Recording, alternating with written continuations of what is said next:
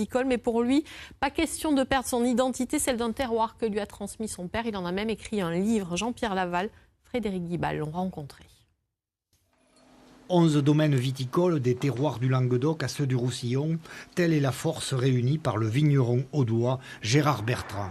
Aujourd'hui, cet ancien rugbyman, leader du Midi occitan, revient sur son parcours exceptionnel et explique sa démarche dans un livre, Le vin à la belle étoile.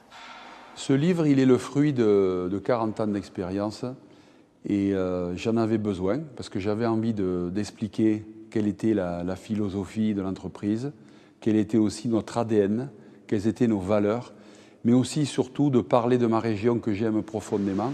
Pour Gérard Bertrand, aujourd'hui, vigneron, ce n'est plus seulement un métier, mais une profession de foi, mêlant les terroirs, l'économie, les ressources humaines, au service d'une stratégie de conquête. On a une diversité dans le Languedoc et dans le Roussillon que tout le monde nous envie, puisqu'on produit à la fois des vins de cépage, des vins de terroir, des vins doux naturels. Donc, si les hommes et les femmes de notre région s'en donnent la peine, moi je pense que dans les 20 prochaines années, on aura une certaine forme de leadership au niveau français, mais au niveau mondial aussi. Son credo fut de rassembler les terroirs sous un label commun en faisant de son nom une marque. Et ça marche, les vins sont exportés dans 110 pays du monde. Raison de plus pour croire à l'avenir du vignoble régional. Moi je pense que le Languedoc doit replanter, le Roussillon aussi, et je pense qu'il faut qu'on retrouve un potentiel qui s'est un peu amoindri aujourd'hui.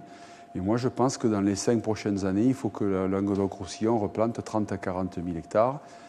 Parce qu'aujourd'hui, sinon, on ne pourra pas répondre demain aux besoins des marchés internationaux. Signe de ce dynamisme, le livre Le vin à la belle étoile de Gérard Bertrand vient d'être traduit en anglais et en espagnol pour porter plus loin le message. Notre rencontre du dimanche, voici